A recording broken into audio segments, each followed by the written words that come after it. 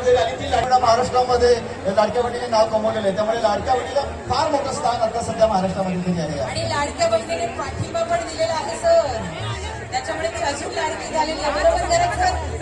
या sir, Atre sir या.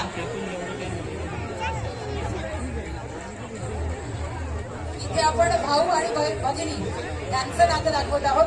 Madam इथे या, ताई या. तर आता अनंत सर या इथे. ताई